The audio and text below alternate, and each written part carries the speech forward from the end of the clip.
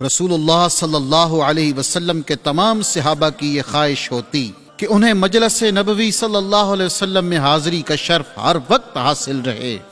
صحابہ اکرام جہاں ایک طرف 5 وقت نماز اپنے حبیب کریم صلی اللہ علیہ وسلم کی امامت میں ادا کرتے، وہیں ہر نماز کے بعد اپنے حبیب صلی اللہ علیہ وسلم کی صحبت و زیارت سے فیضیاب بھی ہوتے۔ رسول اللہ صلی اللہ علیہ وسلم کے ایک سچے عاشق اور صحابی رسول گھر دور ہونے کے باوجود ہر روز نماز فجر نبی کریم صلی اللہ علیہ وسلم کے پیچھے ادا کرتے، لیکن جیسے ہی رسول اللہ صلی اللہ علیہ وسلم نماز کا سلام پھیرتے تو وہ فوراً اٹھ جاتے اور ذکر و دعا میں شامل ہوئے بغیر تیزی سے مسجد نبوی سے نکل جاتے۔ صحابہ کرام کو ان کے اس عمل سے بہت حیرت تھی، اور رسول اللہ صلی اللہ علیہ وسلم بھی انہیں دیکھتے، حتیٰ کہ ایک دن خود رسول اللہ صلی اللہ علیہ وسلم نے انہیں روک لیا اور اس معاملے کی وجہ پوچھی۔ جب انہوں نے وجہ بتائی تو فرط محبت سے رسول اللہ صلی اللہ علیہ وسلم کا چہرہ کھل اٹھا۔ رسول اللہ صلی اللہ علیہ وسلم نے اسی ضمن میں صحابہ کرام کو ایک انتہائی نصیحت آموز واقعہ ارشاد فرمایا۔ وہ صحابی کون تھے اور رسول اللہ سے ملے بغیر جلدی مسجد نبوی سے جانے پر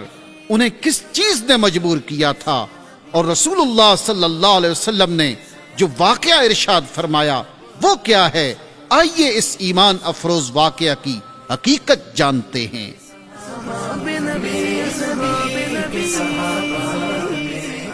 الحمدللہ رب العالمین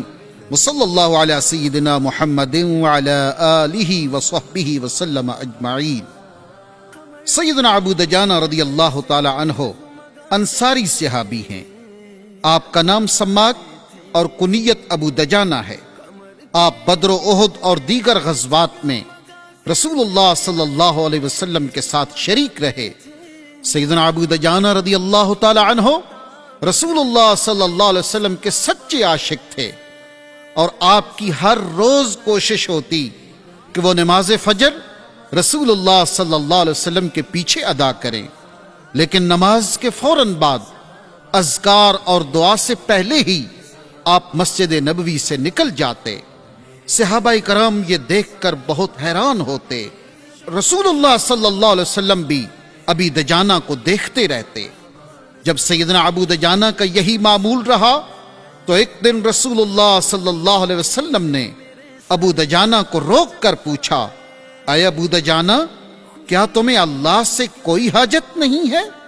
یعنی تم ذکر و دعا میں شریک کیوں نہیں ہوتے؟ سیدنا ابو دجانہ رضی اللہ تعالی عنہ نے عرض کی، کیوں نہیں یا رسول اللہ، میں تو لمحہ بھر بھی اللہ اور اس کے رسول کے رحم و کرم کے بغیر جی نہیں سکتا۔ رسول اللہ صلی اللہ علیہ وسلم نے فرمایا، پھر ہمارے ساتھ نماز ختم ہونے کا انتظار کیوں نہیں کرتے اور اللہ سے اپنی حاجات کے لیے دعا کیوں نہیں کرتے؟ سیدنا ابو دجانہ عرض کرتے ہیں، یا رسول اللہ، دراصل اس کا سبب یہ ہے کہ میرے پڑوس میں ایک یہودی رہتا ہے جس کے صحن میں کھجور کا ایک درخت ہے، اور اس کی کچھ شاخیں میرے گھر کے صحن میں لٹکتی ہیں،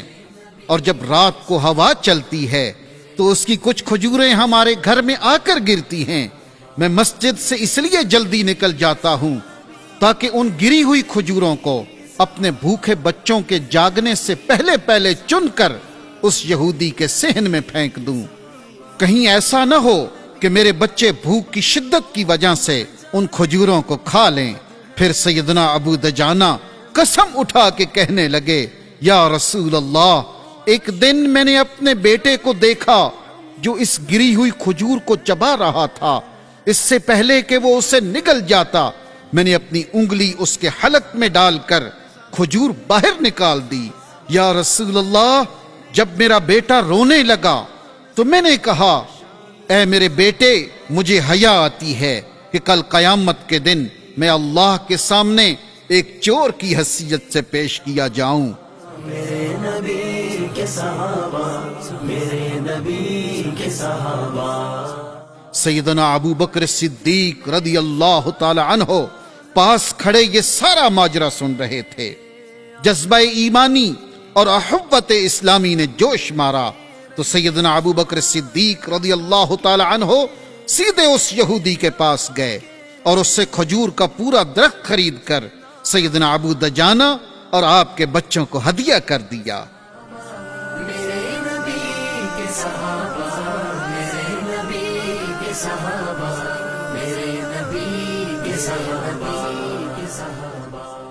چند دنوں بعد جب یہودی کو اس سارے واقعے کا علم ہوا تو اس نے اپنے تمام اہل خانہ کو جمع کیا اور رسول اللہ صلی اللہ علیہ وسلم کے پاس آ کر مسلمان ہونے کا اعلان کر دیا۔ صحابہ اکرام رضوان اللہ تعالی اجمعین رسول اللہ صلی اللہ علیہ وسلم کے فرامین کو اپنی جان سے بھی بڑھ کر عزیز جانتے تھے اور ان پر بڑھ چڑھ کر عمل کرنے کی کوشش کرتے تھے۔ سیدنا ابو دجانہ رضی اللہ تعالی عنہ نے بھی اپنے حبیب صلی اللہ علیہ وسلم سے یہ حدیث سن رکھی تھی کہ آپ صلی اللہ علیہ وسلم نے فرمایا، قسم اس ذات کی جس کے قبضہ قدرت میں محمد کی جان ہے، آدمی اپنے پیٹ میں حرام کا لقمہ ڈالتا ہے تو 40 دن تک اس کی کوئی دعا قبول نہیں کی جاتی، لہذا وہ یہ کسی صورت میں بھی نہیں چاہتے تھے کہ ایک بھی حرام کا لقمہ ان کی اولاد کے پیٹ میں جائے،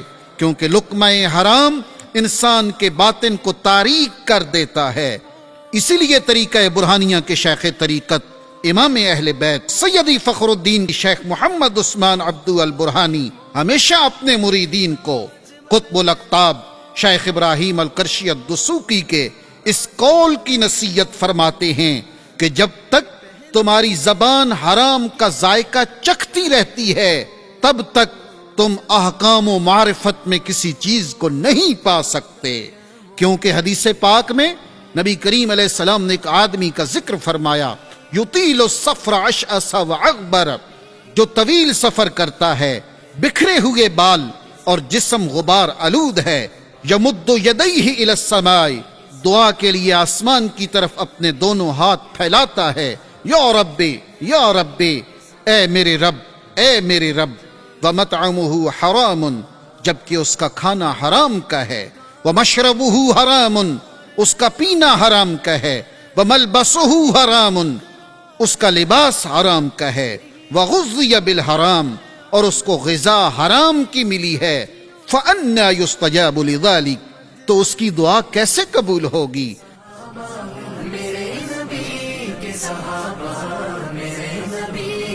سیدنا ابو دجانہ رضی اللہ تعالی عنہ کا یہ ایمان افروز واقعہ اور رسول کریم صلی اللہ علیہ وسلم کی احادیث اور سیدی فخر الدین کی یہ نصیحت ہمیں پیغام دیتی ہے کہ ہم لقمہ حرام، ناجائز ذرائع آمدنی اور دوسروں کی حق تلفی سے جب تک اجتناب نہیں کریں گے تو اس وقت تک ہمارا کوئی عمل بھی قبول نہیں ہے۔ اللہ تعالی ہم سب کو کسب حلال کی توفیق عطا فرمائے تاکہ ہم خود بھی اللہ کے عذاب سے بچیں اور اپنی اولاد کو بھی بچا سکیں۔ وصلی اللہ علی سیدنا محمد خاتم النبیین والنبع العظیم وعلی آلہ وصحبہ وازواجہ وسلم اجمعین۔